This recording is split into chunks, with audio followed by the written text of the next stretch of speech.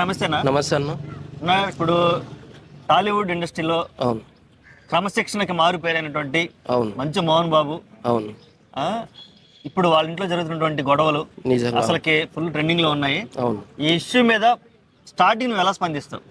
ఇప్పుడు ఎట్లుందన్న అంటే తండ్రే కొడుకును కొట్టించే విధంగా నిజంగా ఆయన ఏం చేసిండో మరి, అంటే కొడుకు ఏం చేసిండో తెలియట్లేదు. అంటే కొడుకు అంతా ఏం చేసిండో అర్థం అవ్వట్లేదు. అంటే కొడుకుని కొట్టియాల్సినంత అవసరం ఏమొచ్చింది? నలుగురికి మంచి చెప్పే ఆ తండ్రి అసలు కొడుకునే కొట్టిపియాలి అంటే, కొడుకుని నువ్వు కొట్టొచ్చు, తండ్రి కొట్టొచ్చు, తండ్రి కొడితే తప్పు లేదు.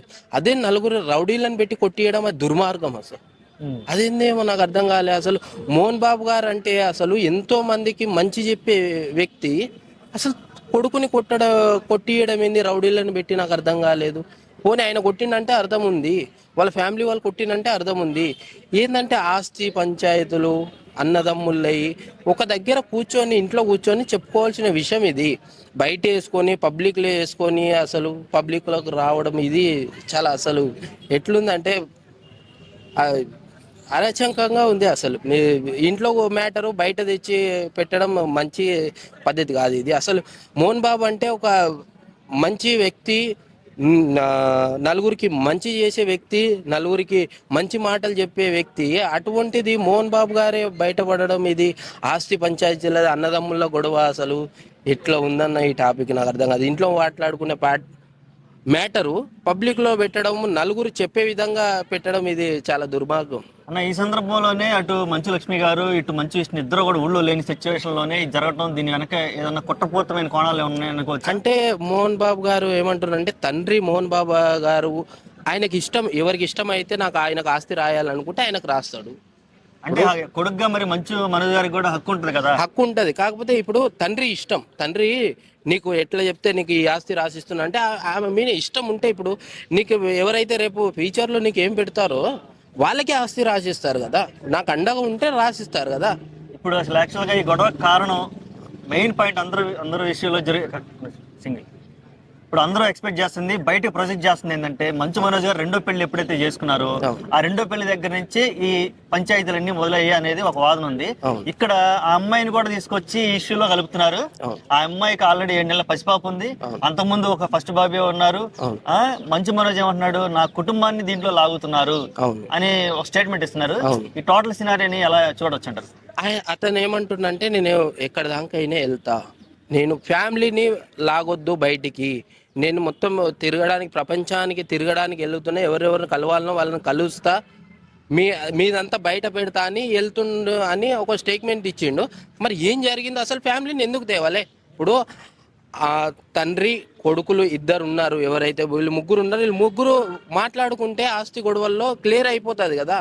మొన్న గిటే ఇదే జగన్మోహన్ రెడ్డి ప్రభుత్వంలో గిటే ఇదే జరిగింది. అక్క చెల్లెళ్ళ పంచాయతీ రోడ్డు మీదకి లాగొద్దు, ఏది ఉంటే ఇంట్లో మ్యాటర్ చూసుకోండి ఆయన అంటుండే. ఎక్కడ దాకానే వెళ్తా అన్ని బయట పెడతా అని అంటుండు. మరి అంత లోపల ఏముందో అర్థం అవ్వట్లేదు మనకి. ఇప్పుడు ఎక్కడ దాకా అంటే యాక్చువల్గా అయితే మంచు మనోజ్ గారు నేను అందరినీ కలుస్తాను అన్నారు.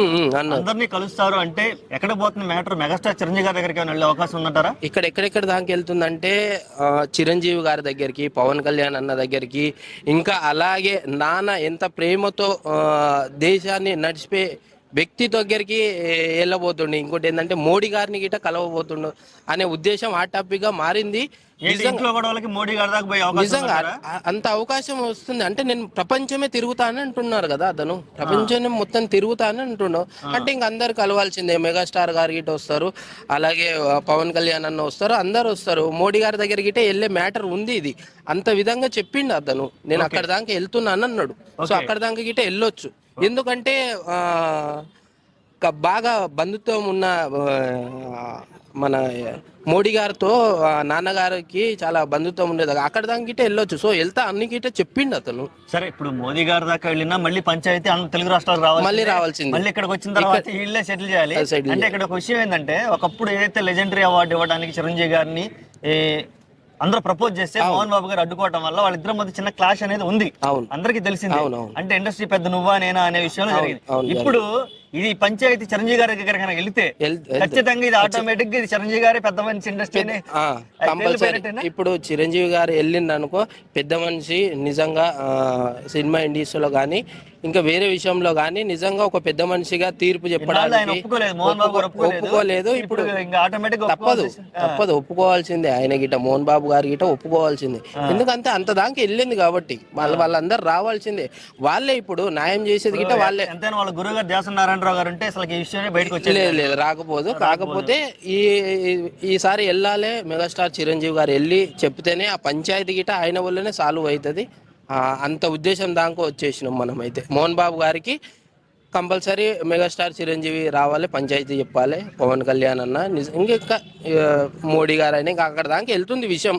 అతనే చెప్పిండు స్టేట్మెంట్ డైరెక్ట్గా, నేను ప్రపంచం అంతా తిరుగుతా, ఎవరెవరిని కలవాలనో అన్ని బయట పెడతా అని చెప్పిండు. సో వీళ్ళు వచ్చి పంచాయతీ క్లియర్ చేస్తారు. సో అది ఓకే. ఇప్పుడు ఈ సినారియో అంతా చూస్తుంటే నెక్స్ట్ రాబోయే కన్నప్ప సినిమా మీద ఏమైనా భారీగా ప్రభావం పడే అవకాశం ఉందంటారా? అంటే సినిమా వేరన్న, అంటే పర్సనల్గా గొడవలు ఉండొచ్చు. సినిమా ఎవరైనా చూస్తారు, ఎన్ని గొడవలు ఉండని ఏమన్నా ఉండని, కానీ అటువంటి ప్రమాదం ఏంది ఉండదు. సినిమా చూస్తారు కంపల్సరీ. అంటే రిలీజ్ డేట్లు మార్చుకోవడం, ప్రమోషన్ కూడా తర్వాత రేపు కలెక్షన్స్ మీద ప్రభావం చూపే అవకాశం లేదు. కాకపోతే ప్రమోషన్స్ తగ్గియడము, కాకపోతే సినిమా డేట్ మార్చడం కానీ ఉంటది. కానీ సినిమా రిలీజ్ అయిన తర్వాత కలెక్షన్లు ఉంటే దానివల్ల ఇబ్బంది ఏం లేదు. కాకపోతే కొద్దిగా ప్రమోట్ చేయడానికి కొద్దిగా తగ్గిస్తారు, డేట్ మార్చొచ్చు. సో అది ఓకే. కామన్ ఆడియన్స్ గా అసలు మీరేమనుకుంటున్నారు, అంటే సమాజానికి కానీ మీరేం చెప్పాలనుకుంటున్నారు? ఇప్పుడు ఇలాగా నేను క్రమశిక్షణతో పెంచాను, నేను క్రమశిక్షణతో పెంచానని మా పిల్లల్ని తొడగొట్టుకొని చాలా సార్లు చెప్పాడు మీడియాలో. గేట్ దాటితే గేట్ దాటి నేను ఇలాంటి డైలాగ్ చెప్పుకుంటా పెంచాను. కానీ ఈ రోజున సందర్భంలో ఎవరు కూడా నేను నిజంగానే క్రమశిక్షణగా ఉన్నానని మన కళ్ళ కనపడట్లా. ఆయన చెప్పినంత ఇక్కడ మనకి విజువల్ కనబడదు. దీని మీద ఏం చెప్తాను? మోహన్ బాబు గారు నా కొడుకులని ఎట్లా పెంచినంటే అట్లా పెంచిన, క్రమశిక్షణతోటి పెంచిన. అసలు నా కొడుకులు ఎటువంటి దానికి అసలు తప్పు చెయ్యరనే విధంగా పెంచిన మోహన్ బాబు గారు ఈరోజు ఆ కొడుకులేనే రౌడీలను పెట్టి మోహన్ బాబు గారు కొట్టియడం అనేది చాలా దుర్మార్గం. ఇంకా మంచి మీరు కొట్టేది మోహన్ బాబు గారు కొట్టింటే అర్థం ఉంటుండే దానికి, కానీ రౌడీలను పెట్టి కొట్టియడం అసలు చాలా.